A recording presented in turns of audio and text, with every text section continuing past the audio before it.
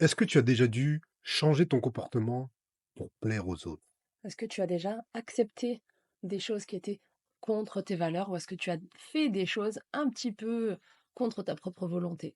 Si tel est le cas, écoute vraiment la suite, il y a une information importante à comprendre. Si tu as déjà fait ça, c'est certainement que tu manques d'amour de soi, parce que tu as agi pour plaire aux autres. Mais où est ton authenticité dans tout ça? L'amour de soi, c'est ce qui va te permettre d'accepter qui tu es vraiment, d'assumer qui tu es vraiment et d'aimer de façon inconditionnelle ta personne, ton être véritable, pour le révéler aux gens et ainsi accepter de parfois ne pas être forcément dans un certain groupe ou avec une personne, un partenaire spécifique. Et souvent, on travestit un petit peu notre être véritable parce qu'on veut être accepté inconsciemment, on veut être aimé, tout simplement parce qu'on manque d'amour de soi véritable. Quand tu t'aimes, tu n'as pas besoin d'adopter un nouveau comportement. Tu n'as pas besoin de vouloir être accepté. Tu veux être accepté comme tu es. Donc tu es comme tu es. Authentique à 100%, tu assumes ta personnalité, tu assumes qui tu es, tu acceptes, tu t'auto-valides. Et il va y avoir des choses euh, internes et externes qui peuvent ébranler cet amour de soi, qui peuvent même le détruire. C'est important de le savoir pour pouvoir aller introspecter, pour pouvoir regarder un petit peu ton environnement et savoir est-ce que tu es touché par cette situation. Bien souvent, les causes sont dans l'enfance. Il suffit qu'un parent te dise non, de ton comportement, c'est pas bon, c'est pas comme ça qu'il faut être, c'est pas comme ça qu'il faut se comporter. Qu'est-ce que vont penser les autres de toi? Et là, ça va créer un adulte qui va changer pour plaire aux autres, pour être accepté, pour être adopté par la société. C'est vrai ce que tu dis, ça me fait penser au fait que souvent, les enfants, les parents, je les ai déjà entendus, moi récemment, je suis intervenue pour dire à une maman, s'il vous plaît, ne dites pas ça à votre enfant, c'est de lui dire, tu es méchant.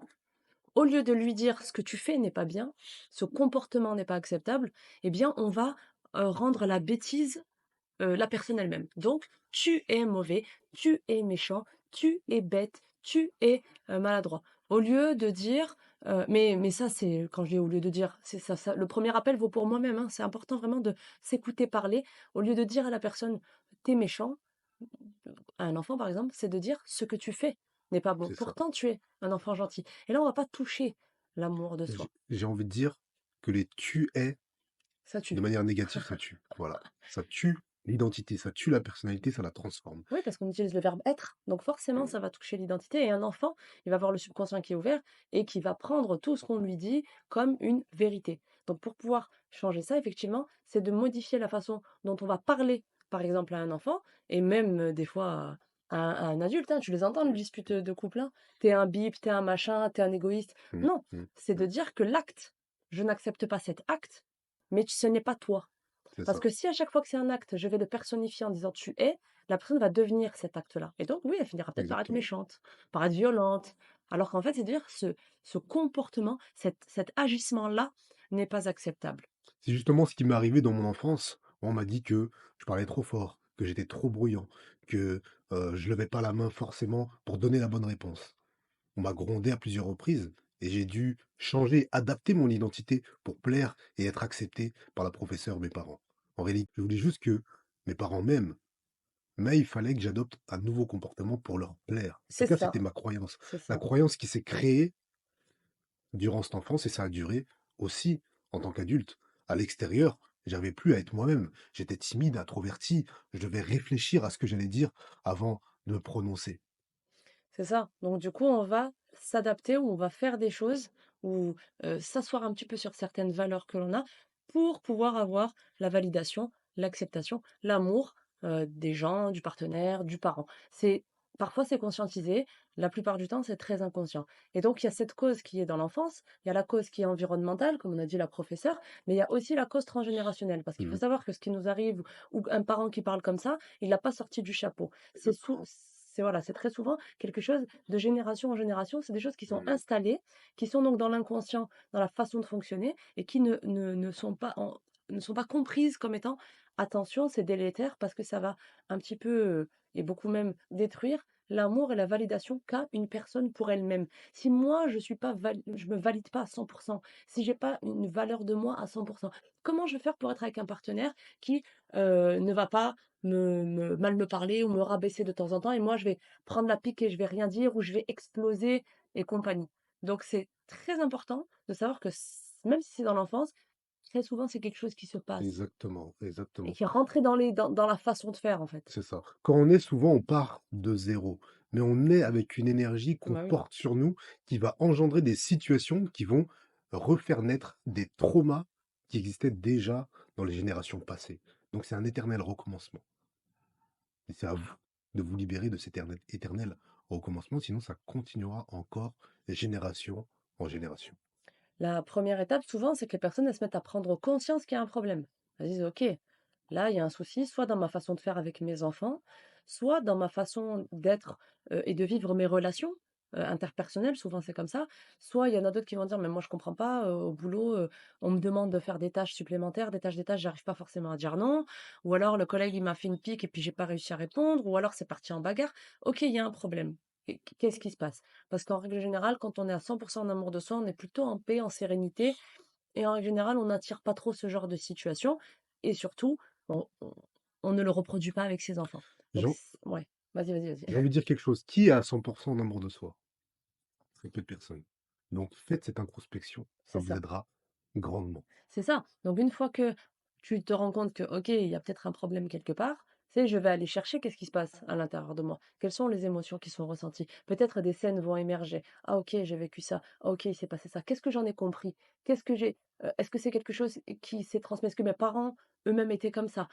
Quand je me dis: «OK, il y a un truc de ma life à moi, de ma vie d'enfant ou peut-être de mes parents, maintenant je vais aller plus loin». Je vais aller voir est-ce que c'est quelque chose qui se reproduit depuis, des générations et des générations. Pourquoi on dit ça? Parce qu'on insiste maintenant, sur le transgénérationnel, car on s'est rendu compte que faire un travail sur l'enfance, c'est très bien, mais que ça peut laisser des petites, bribes, des petits bouts qui vont se réveiller, des petites racines, on va dire, qui vont repousser si on se trouve dans une certaine situation. Pourquoi? Parce que le schéma, On la recommence. mémoire, elle va Continue d'exister. exactement, elle va recommencer. Donc une fois que je me suis rendu compte, j'ai fait un travail sur moi, parfait, magnifique. Bon, ben, on vient voir Bibi et on fait un travail sur le transgénérationnel. Parce que je vais aller vraiment à la racine de la racine. C'est ça, Et la là, je racine. libère ce qu'il y a eu avant et je libère ce qu'il y a après. Et C'est là, ça. c'est Waouh, waouh, wonderful. c'est incroyable.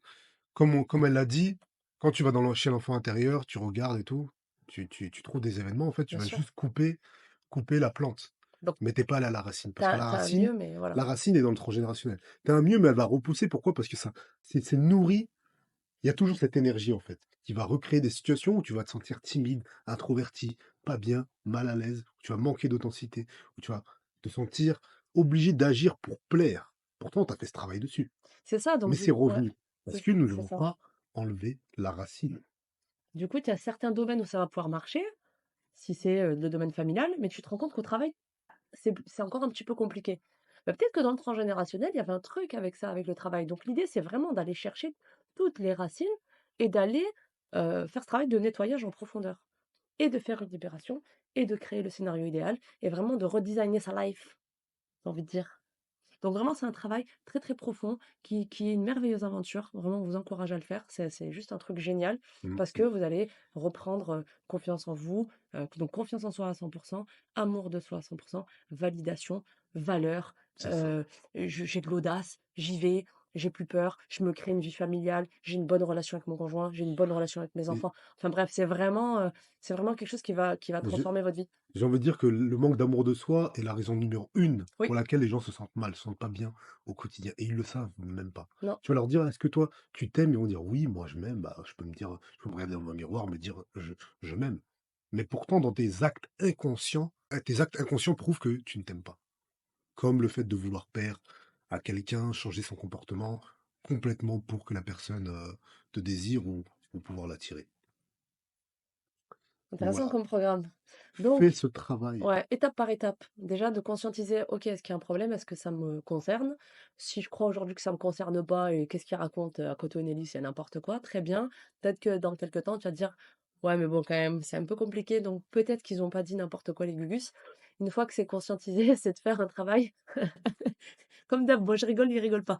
C'est de faire vraiment un travail en profondeur, pas que sur enfant intérieur, heu, vraiment, on va plus loin On va plus derrière. loin. On fait ce travail, OK, sur On moi, se dit vraiment mais je vais à la mais racine. on se dit vraiment: «Si c'était plus loin, Mais c'est toujours allons-y». plus C'est loin, toujours plus c'est loin. toujours C'est plus toujours plus loin. loin parce qu'on existait avant notre naissance. C'est ça. Voilà. On est Faut venu même avec une dire ça. histoire, on On est est venu venu avec avec une une histoire, avec histoire un bagage, exactement. avec des choses, avec tout ça. Donc c forcément plus profond que maintenant. Donc c'est transgénérationnel. Allez chercher, allez regarder, renseignez-vous, observez vos symptômes, vos ressentis dans comparez des situations. Là, je suis normal, là, je suis authentique, je sens que je peux m'exprimer. Ah, au travail, c'est pas pareil. Je sens que je suis un peu en dessous, je suis un peu bridé, je suis pas moi-même. Et ça, c'est les indicateurs qu'il y a un Indicateur travail à que faire sur vous. Voilà. voilà, donc vraiment, c'est important. Donc, comme d'habitude, si vous avez aimé la vidéo, n'hésitez pas à liker, à poser vos questions en commentaire ou à laisser un commentaire, à partager, à vous abonner. Bref, voilà. On a aussi un groupe privé Facebook où on est vraiment en ce moment en train de travailler fortement sur le transgénérationnel.